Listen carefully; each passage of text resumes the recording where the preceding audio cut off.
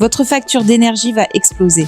Vos courses vont coûter plus cher. Et peut-être que dans les mois qui viennent, certains rayons seront vides.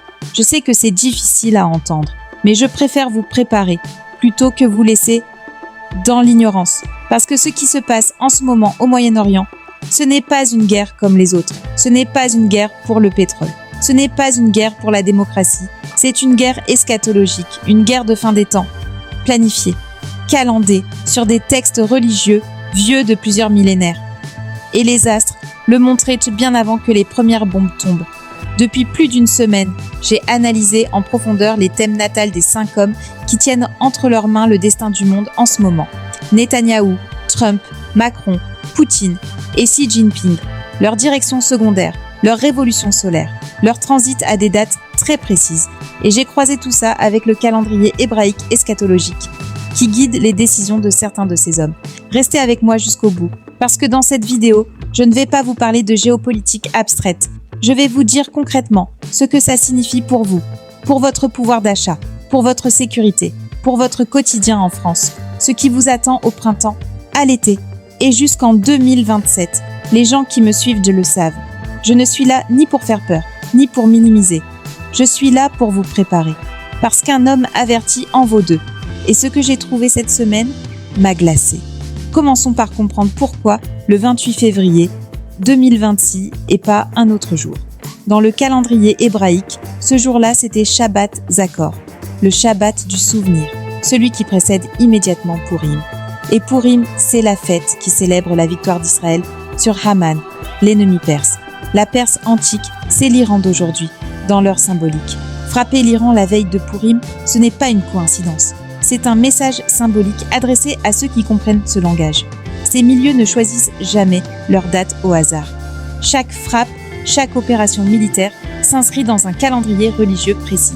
Dans le bureau ovale à Washington, des pasteurs évangélistes sionistes posent leurs mains sur la tête de Trump chaque semaine, en priant pour ce qu'ils appellent l'accomplissement des prophéties, l'avènement du Grand Israël, du Nil à l'Euphrate. Certains extrémistes vont encore plus loin dans leur carte et y incluent une bonne partie de l'Europe, la France comprise. Je ne suis pas là pour juger ces croyances.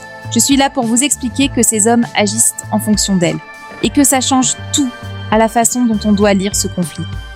La prochaine fenêtre symbolique majeure, c'est Pessah, du 1er au 9 avril 2026. La fête de la libération, la victoire sur la Perse antique, la nuit du Seder, le 1er avril au coucher du soleil, à 19h heure de Tel Aviv. Ce soir-là, j'ai regardé les transits de chaque protagoniste. Je vous en parle dans un instant. Mais d'abord, le contexte cosmique de fond. Parce que cette guerre n'éclate pas dans un vide astrologique. Nous vivons en ce moment la conjonction Saturne-Neptune en Bélier. Saturne, c'est la planète des structures, des institutions, des gouvernements, des règles établies. Neptune, c'est la dissolution, le brouillard, ce qui s'effondre parce que ce n'est plus viable. Et le Bélier, c'est le signe du feu, de la guerre, du passage à l'acte brutal. Quand ces deux planètes se rejoignent en Bélier, les structures se dissolvent par la force. Ce qui semblait solide vacille. Ce qui était caché remonte à la surface. Concrètement, pour vous, ça veut dire des gouvernements qui tombent, des institutions qui vacillent, des prix qui explosent et des certitudes qui s'évaporent. Dans ce contexte cosmique, 5 hommes prennent des décisions qui engagent l'humanité entière. Regardons leur thème. Commençons par celui qui tient le vrai détonateur. Benjamin Netanyahou, né le 21 octobre 1949. Dans ses directions secondaires, l'aspect le plus explosif est Uranus en tension avec Pluton à moins d'1/4 de degré. Pluton, c'est la planète de la destruction totale. Et dans le monde réel, Pluton est associé à l'énergie nucléaire. Ce n'est pas une métaphore. Les astrologues qui ont étudié Hiroshima, Nagasaki, Tchernobyl ont systématiquement trouvé Pluton activé dans ces cartes. Uranus, c'est le déclenchement soudain, l'action qui sort de nulle part, la rupture brutale avec toutes les règles établies. Ces deux planètes à moins d'1/4 de degré, chez un homme qui possède entre 200 et 400 ogives nucléaires non déclarées, qui se croit en mission divine, et dans sa révolution solaire, Saturne en opposition exacte à son milieu du ciel natal, degré pour degré. C'est l'aspect classique de l'homme acculé, celui qui pense que c'est maintenant ou jamais. Maintenant, la question que tout le monde se pose. Est-il encore de ce monde ? Son fils Yair a disparu exactement 7 jours de Twitter. du 8 mars au 15 mars. Dans la tradition juive, la Shiva, c'est la période de deuil de 7 jours. On ne tweete pas pendant la Shiva, on reste chez soi. Ces transits du 8 mars montrent Pallas en opposition exacte à Saturne natal à 0°6, Cérès en opposition au Soleil natal à 0°25. En astrologie médicale, Saturne c'est ce qui maintient la structure vitale. Cérès c'est ce qui nourrit le principe de vie. Les deux attaqués simultanément, cela laisse à penser, mort ou vivant. Ces aspects du 1er avril sont là. Chiron trigone, Mars natal, exactement au même degré. 0°00. La blessure originelle qui active l'action guerrière au paroxysme. Depuis son bunker, depuis son lit d'hôpital ou depuis l'au-delà, l'influence qu'il exerce encore sur ceux qui lui ont succédé, peu importe. La machine tourne seule. Et ce soir du 1er avril, elle tourne à plein régime. Passons maintenant à Trump. Donald Trump, né le 14 juin 1946 dans ses directions secondaires. Mars dissous dans Neptune. Exactement au même degré. Mars, c'est l'action militaire. Neptune, c'est le brouillard et la manipulation. Quand Mars se dissout dans Neptune chez un chef de guerre, ce n'est pas lui qui dirige vraiment. Il est manipulé. Il croit décider, mais il subit. Trump lui-même l'a prouvé. Le 18 mars, il a publié sur Truth Social que les États-Unis ne savaient rien de la frappe sur South Pars, le plus grand gisement de gaz de la planète, frappé sans son accord. Netanyahou a agi seul. Trump l'a admis publiquement.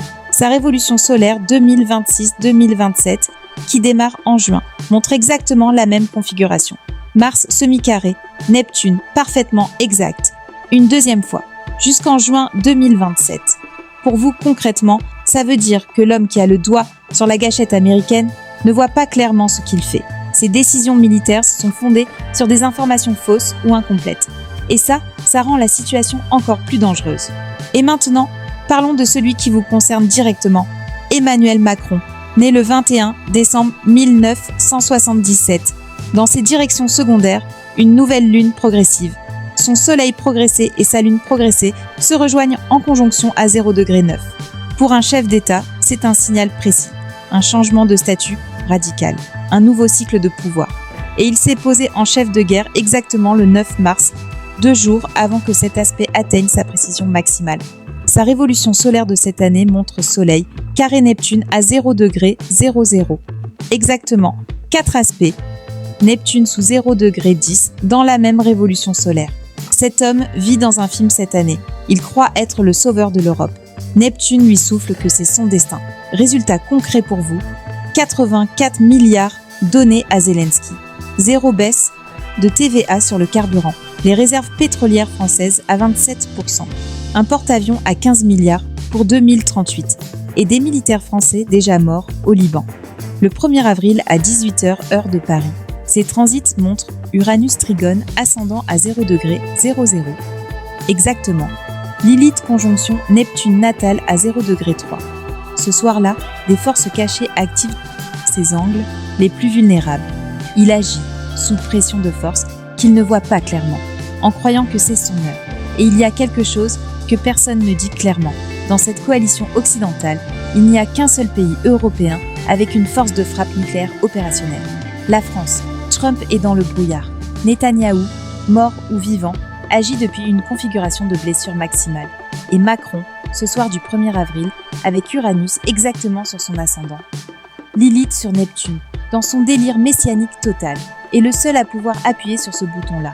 Ce n'est pas une certitude, c'est une potentialité que les aspects rendent réelle.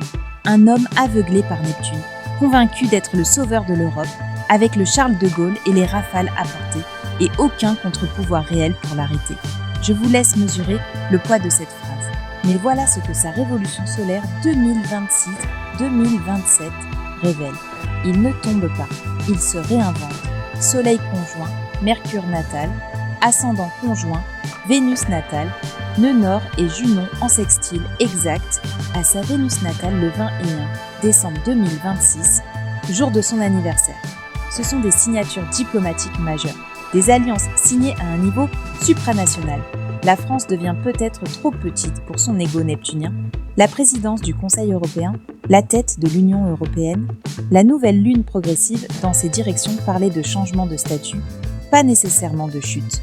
peut-être d'une élévation vers un autre rôle. Ailleurs, loin de vous, ce qui est certain, pendant ce temps, c'est vous qui payez. Maintenant, les deux hommes qui regardent tout ça de loin et qui vont gagner.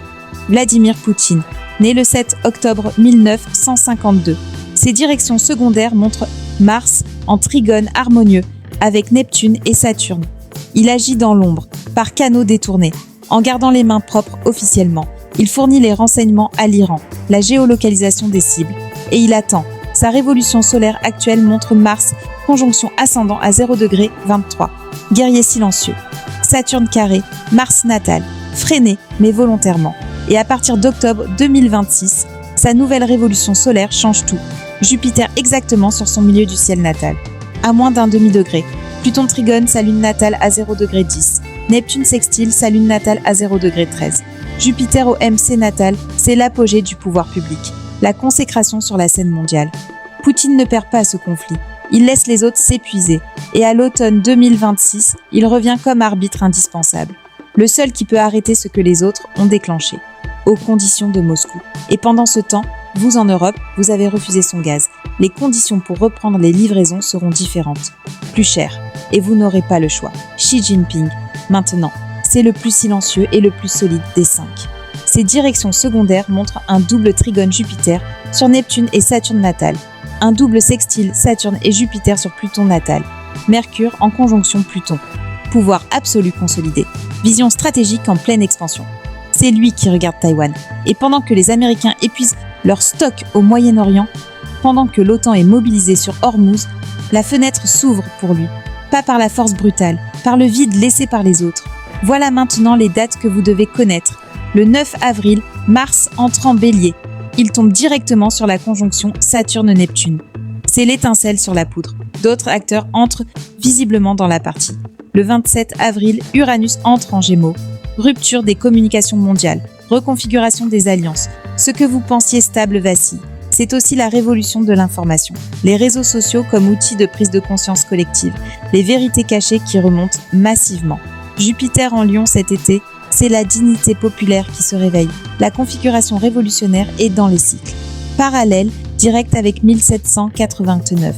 Ce n'est pas le pain cette fois, c'est la facture d'énergie et le frigo qui se vide. Le 23 juillet, Tisha B'Av, le jour de deuil le plus chargé du calendrier hébraïque. Dans la tradition kabbalistique, c'est aussi la date de naissance du Mashiach. Détruire pour reconstruire le temple, c'est leur eschatologie. Le 12 août, une éclipse solaire totale en Lion. Le duplicata exact de l'éclipse du 11 août 1999, celle qui avait précédé les guerres des Balkans. La fin de la Yougoslavie. En 2026, même degré, même énergie, mais à l'échelle mondiale. Alors concrètement, qu'est-ce que tout ça change pour vous? Pour votre quotidien, votre porte-monnaie, votre sécurité. L'énergie d'abord. Le baril de pétrole est à $113 en ce moment.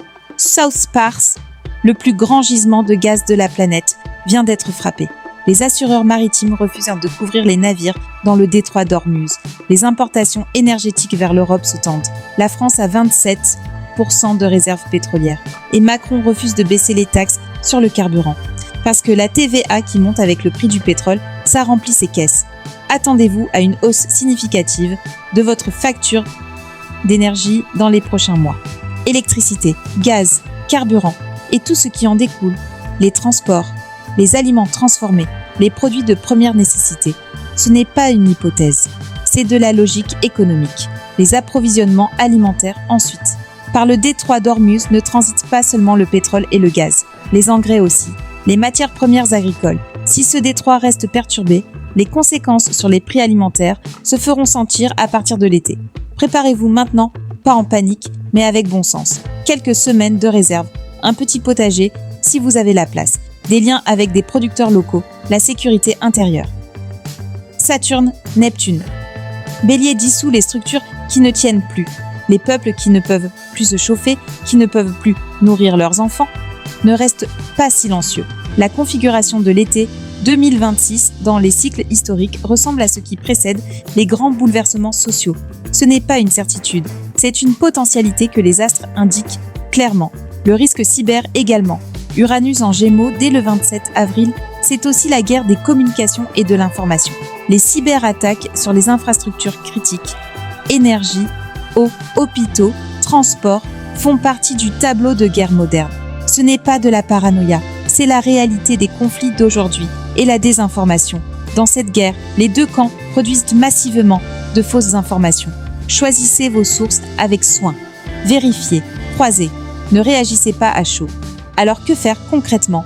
Renforcez votre autonomie alimentaire autant que possible. Anticipez les hausses de prix sur l'énergie. Gardez vos économies dans des actifs réels plutôt que dans des instruments financiers volatiles. Renforcez vos liens humains proches, famille, communauté, voisins. Dans les périodes de turbulence, c'est ce qui compte vraiment. Et restez debout, parce que ce que les cieux montrent pour cette période, c'est la fin d'un cycle civilisationnel, pas la fin du monde, la fin d'un monde et le début d'un autre. Saturne-Neptune en bélier dissout ce qui ne tient plus. Ce qui ne tient plus, c'est un ordre mondial basé sur l'illusion que certains peuvent décider pour tous, que les peuples accepteront indéfiniment de payer les guerres des autres, que la vérité peut être masquée indéfiniment. Ces structures-là se dissolvent, douloureusement, mais elles se dissolvent. Ce qui vient après dépend aussi de nous, de notre capacité à rester lucide, solidaire et debout. Je continuerai à suivre cette situation et à partager mes analyses avec vous. Si cette vidéo vous a apporté quelque chose, partagez-la. Les gens autour de vous méritent de savoir. Continuez à me suivre sur YouTube, TikTok et Meta pour les analyses quotidiennes. Prenez soin de vous et de ceux que vous aimez.